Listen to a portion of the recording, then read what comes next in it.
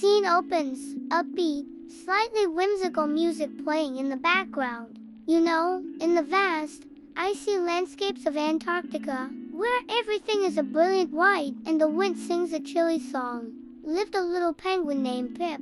And Pip had a dream, soaring, slightly ridiculous dream for a penguin. He wanted to fly. Every morning, he'd waddle out of his cozy little ice nook, look up at the sky, and watch the albatrosses and petrels glide effortlessly on the wind. He'd see them dip and swirl, painting invisible pictures against the pale blue canvas. That's it, he'd chirp to himself, his little chest puffing out with determination. That's going to be me. So, Pip started his training. Oh, did he train? His friends would be off, sliding down ice hills on their bellies, having a grand old time. But not Pip. Pip was at the edge of the highest snowdrift he could find. He'd take a deep breath, flap his little stubby wings as hard as he possibly could, a furious, black and white blur, and then he'd leap.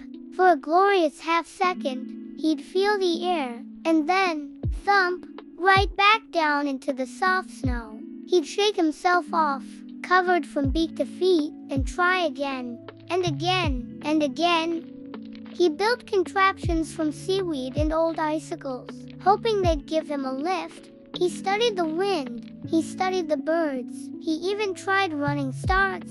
But every single attempt ended the same way, with a soft thud and a face full of snow. His friends would waddle over. Pip, what are you doing? The water's great today. The fish are practically jumping into our beaks. But Pip would just shake his head, snow flying everywhere. I can't. I have to practice. I'm going to fly. One particularly frustrating day, after a spectacular faceplant from a medium-sized ice floe, Pip felt a tear freeze on his cheek. He was exhausted, he was bruised, and he was starting to think his dream was just stupid. Dejected, he slumped over to the edge of the water, watching the setting sun paint the sky in shades of orange and pink colors he so desperately wanted to see from above. He watched a petrel dive bomb into the water to catch a fish and then shoot back up into the air. Show off, Pip muttered under his breath. Annoyed and defeated, he just slid into the ocean. The icy shock was familiar, comforting, but this time, something felt different. All the frustration, all the energy he'd been putting into his flapping wings, he channeled it into the water.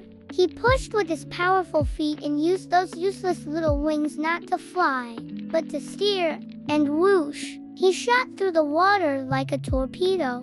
He zipped past his friends who were casually fishing. He outpaced the reflection of the birds flying above him. The water was his sky. He could twist and turn and dive deeper and faster than anything he had ever imagined. He was flying, just in the blue, not in the air.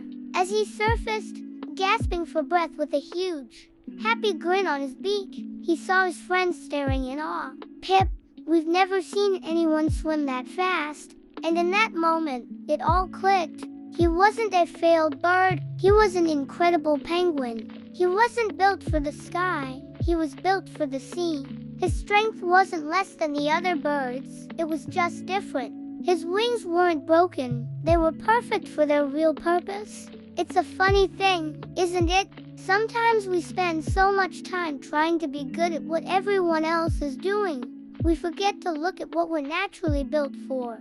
Your unique talent might not be the one you see celebrated on a big stage, but it might just be the one that lets you fly in your very own ocean. Your path might look different, but that doesn't mean you're not going somewhere amazing. Maybe your greatest strength is waiting for you, not in the direction everyone else is flying, but in the one that's uniquely yours.